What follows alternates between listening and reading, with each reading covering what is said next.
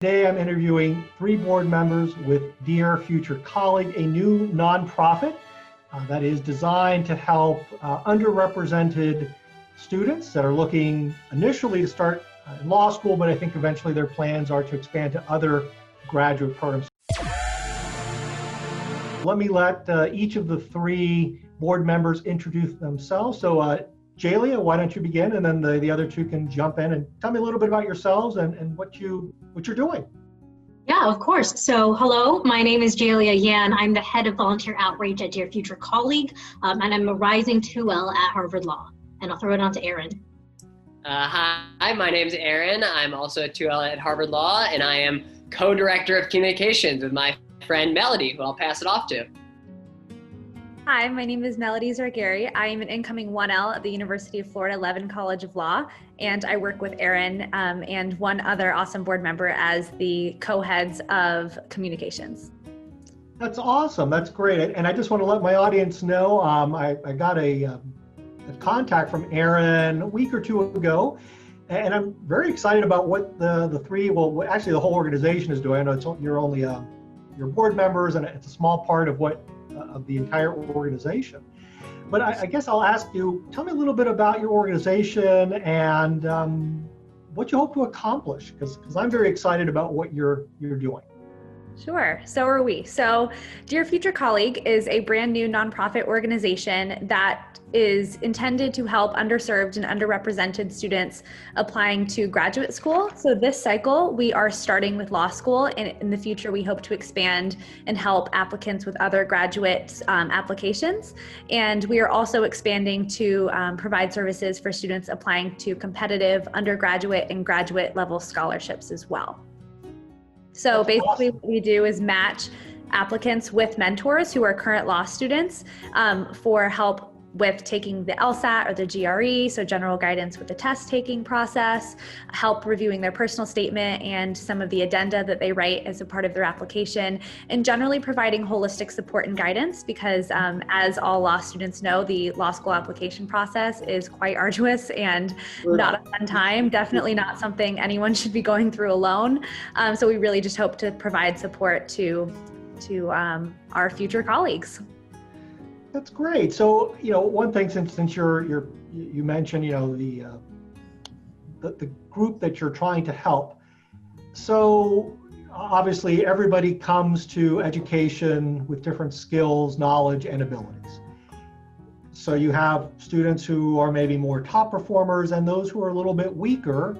Tell me a little bit about, are you helping the full gamut of students? Is there a particular cohort you're helping? I mean, is this mainly for elite law students? What do you hope to accomplish? And I guess within the range of possible applicants to your program. Let's take that. I can take that. We help everyone. We're trying to help as many people as possible. Like, we've gone from a range of people who are looking to apply just to the top 14 schools to people who are applying to local schools and more regional stuff. They're great, amazing law schools throughout the entire country, and wherever people want to apply, we're happy to help them, and just hoping to be there to guide whoever needs it through the process. It's a very challenging process, as Melody said, and people who don't have the resources to get a tutor or who don't have people at their universities, their undergrad universities, who can help them through the process. We're hoping to be there. Maybe Jalia can speak a little bit to what we mean by underrepresented a little bit, but yeah, we're trying to help people who are from all ends of applying to the top to applying to local schools. Well, Jalia, that's one of the questions that's been going through my mind. Exactly, I saw the term underrepresented, and that could mean just about anything in our society today, but I'm wondering what it means for your nonprofit. Of course. So underrepresented minority is somewhat of a term of art used in the law school admissions process, but it's really important to give context to it. So not too long ago, law schools were overwhelmingly white, male, straight.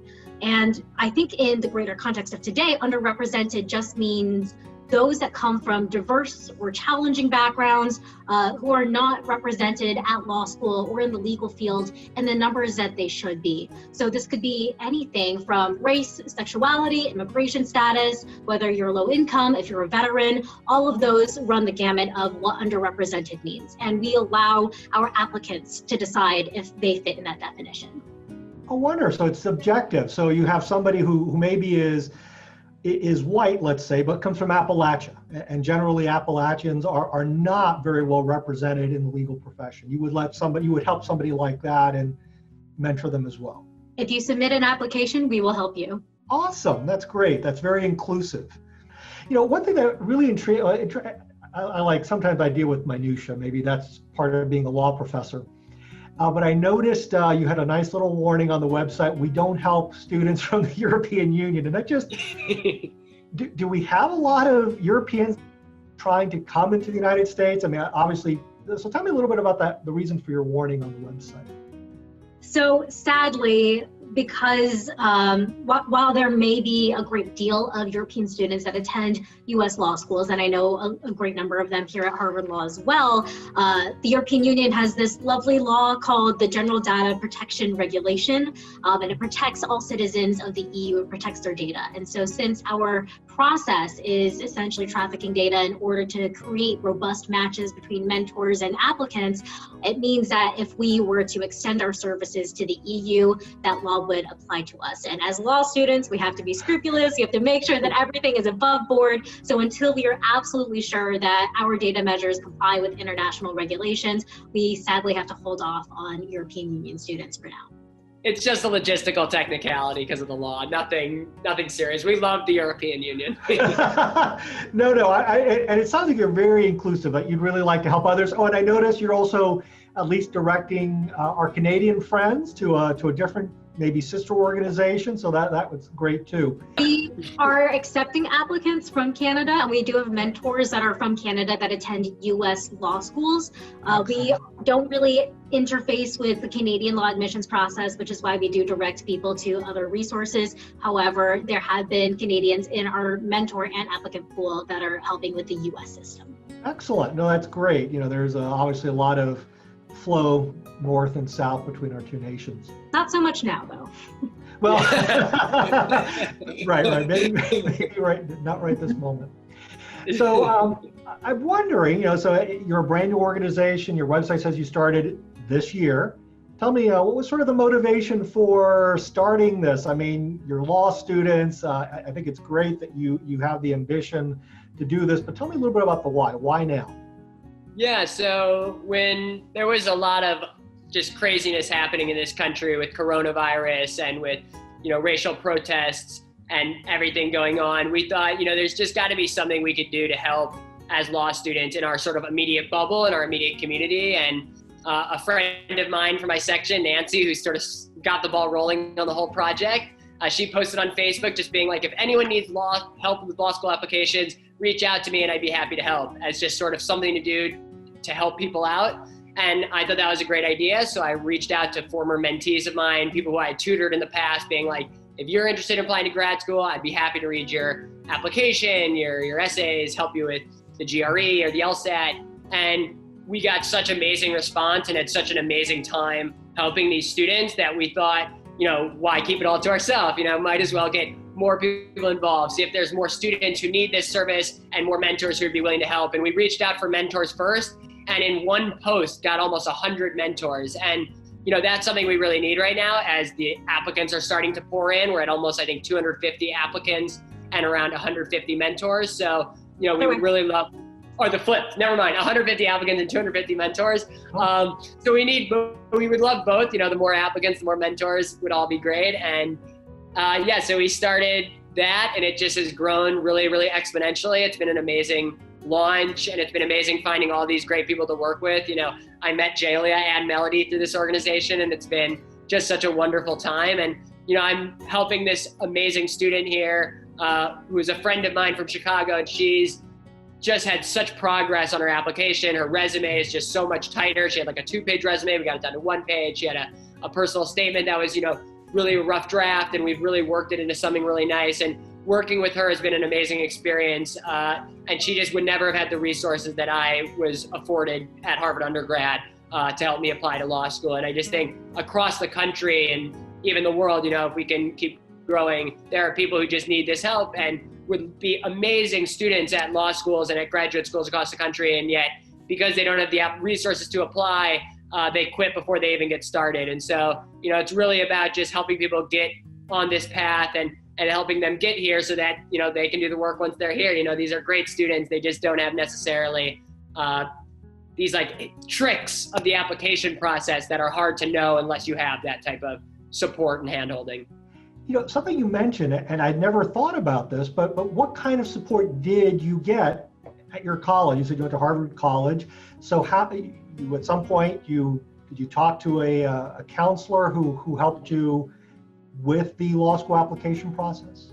Yeah, so at Harvard undergrad, there are people in the dorm system that are called tutors, and they're usually graduate students around Harvard University who live in the dorms with students and give this sort of advice. So not only did I have this amazing dorm tutor who was at Harvard Law School, I also was working with someone at the Office of Career Services who specialized in graduate school. So I actually had two amazing people. And not only that, my recommender was really interested in reading my materials and helped there too. So across the board, I had really good help. And just, being around Harvard University, there's a lot of people who are in the know about graduate school and are interested in graduate school. So just, that spillover was really helpful. And I think a lot of students who, aren't on a campus like Harvard that has just infinite resources, you don't have access to those type of things that are, just so helpful for the process, giving you those tips, those tricks, those little apps you can use to learn the vocab and the writing tools that you can use.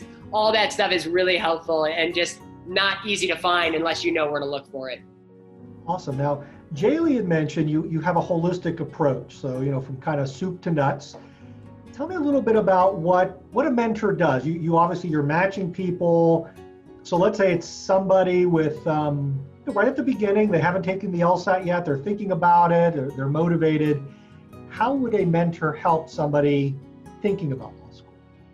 So I'll take that one again, because I think I'm the only person who's gone through the full mentorship process with a student. So usually they just sort of let us know their timeline, like if they're willing, they're thinking of applying this cycle or next cycle, if they have taken the tests yet, if they've written anything. So the person I worked with hadn't done anything yet. So we started by making a timeline. We said we'll have a rough draft of the personal statement done this day. We'll have the test taken by this day. We'll have them submitted by this day. And, we sort of just communicate back and forth. I use Facebook Messenger. Some people use text, some people do email. And we just go back and forth. She sends me a rough draft. She sends me her resume. I send her comments and feedback, make some edits, send it back. We go back and forth with that. She's working on getting ready to take the GRE. So I sent over some apps that I think are good for studying the vocab. She's doing a little bit of the math studying on her own, but I give her a little bit of advice. And, the whole process, and a lot of it is just the simple things, like little things like, you should have this done by this date because, it'll often take a couple extra drafts than you expect, or, apply to this many schools because you never know where your range will be, or this type of site will let you know what your school range is. And those type of things are, again, just not really that intuitive. And so just those little pieces of advice give you a huge bump in the process and just give you the confidence to go through the process. Because the person I was mentoring, she was thinking about not even applying because it was such a stressful process and so hard to navigate. And just in a few weeks, we've gotten basically everything together. She's talked to her recommenders. We have our personal statement almost done. And it's really been amazing. And for both of us, actually, it's been an incredible learning experience and just a nice friendship, actually. It's been really nice. It's also really good to note that applicants get to decide what they want. So our survey does ask applicants, do you want a long-term mentorship? Do you want a short-term? Do I want GRE guidance, or do I specifically want advice on how to negotiate for scholarships once I get into law school? So we do let the relationships develop quite organically, and we let applicants and mentors find their niches. So it doesn't have to be exactly what Erin is describing, although it is fantastic. We do let everyone try to find their way through the process themselves with guidance. I'd like to add that on the mentorship matching survey, applicants have the option to indicate whether they would like to have certain shared identities or is closely matched with their mentors. And that's obviously completely optional on their end. But I am a first-generation American, and my personal statement was largely about my experience as the daughter of immigrants. And had DFC been around when I was applying last fall, it would have been very helpful to have someone reading my personal statement who had some sort of similar experience. So I think that's a very unique attribute of our organization, that we really try to give our applicants as helpful an experience as possible, and we give them that option. Are you finding that some students are not aiming high enough in the application process? You know, they've just always thought, I'm going to go to state school X, and nothing wrong with the state school. I applied to Florida too when I was looking at law schools. So being a Floridian, that was just sort of like, I thought, hey, this is the best, you know, I'm going to do, because I'm from Miami, and that's where you go. So do you find students just not going higher? It's a common phenomenon, and though we've only been really in business and gathering data for a couple of weeks now, we are creating this organization largely in response to that. And as a result, on our survey, we do ask applicants, what is your dream school? Dream as big as you'd like. Please, please do consider Harvard, do consider Yale, do consider Stanford, because there's a non-zero chance that you can make it. It is not our goal to try to get everyone into these top 3 schools, obviously, but it is important that we make our applicants aware that it is a possibility from the onset, that we train them that this application mindset is more confidence than anything else. Great. Totally. So let's say somebody who's watching this program and they're interested in becoming a mentor or wanting to help. What do they have to do if they're excited about what you're doing and they want to take it to the next level? So for current law students, or honestly even recent graduates who are not super far removed from the application process, if they'd like to get involved, all they have to do is go to our website and fill out their version of the mentorship matching survey. So they are 2 different surveys, and they just fill out all their information and let us know kind of what their application process was like and what they would be most comfortable with helping students with. So for example, some law students feel like, I can definitely help with the LSAT, or maybe I'm more geared towards helping someone with their personal statement, or I can do everything. So then they submit that, and we try to match, as I mentioned earlier, our applicants with mentors that would be most helpful to them. So that doesn't always mean that a mentor is going to get matched to an applicant the very next day. So we just wait until we find them the perfect mentee and match them with that person. We connect them, and then their relationship really just grows organically from there. If that mentor would like to continue mentoring other applicants after his or her mentee has completed their cycle, they are more than welcome to. They can choose to mentor more than one applicant at a time. The time commitment is about 2 hours a month, and law students, as we all know, are very busy. So we do encourage mentors just to be cognizant of that and really not bite off more than they can chew, and just stick with one mentee at first. So that's how law students can get involved for now, and we will definitely keep everyone posted if there are different opportunities for involvement in the future. We'll put the link in the description, and then like and subscribe. Yeah, okay. Yes, of course. We're on all social media platforms, so definitely, yes, stay up to date with our happenings on. Now, are you finding any lawyers that are helping you out? We do have a few lawyers. We actually have a very exciting endorsement from a lawyer. She was the Bachelorette a few years ago, Rachel Lindsay. She is one of our first endorsements, and we do have a few other lawyers who are joining our endorsement group as well. Lawyers are, more than welcome to sign up to be mentors if they feel like they have recent enough experience with the application process. We're not exclusively looking for law students, and we would just really love it if anyone who's involved in this world would share on their social media pages, share with, their law school sections, even if they're not in school anymore, they just still keep in touch with those friends, share, far and wide, and just let everyone know about this awesome organization and the resources we're providing, because you never know, if you're a lawyer and you're thinking, oh, well, I'm not maybe in the best position to be a mentor, but if I just share this on my Facebook page, you never know who's going to see it and who's going to be in a good position to be a mentor or to publicize it in a space that's going to give a lot of applicants the information about our organization. Now, what about people who maybe don't have the time, they've been maybe they've been practicing 10, 20, 30 years and they know nothing about the current world of law school admissions, but they still want to help. Is there any way that they can fund you or help? Do you have a donation process? I mean, what's going on that front? So we, just like our logistical issues with the European Union, we are still currently figuring out our financial situation and making sure that if you have a donation in hand, that we are able to accept it. So keep us in mind. Please share us on your social medias, and then give us a month or so, and we will let you know when we can open up our coffers. Thank you very much. And before we wrap this up, anything else you'd like to share with my audience before we call it a day? Like us on social media. Again, sign up if you're an applicant in need, and thank you very much. All right, well, thank the three of you for joining the show today, and thank you for what you're doing. I think this is great. As a first-generation American, I wish I'd had that kind of help. Thank you. Thank you so much. Take care.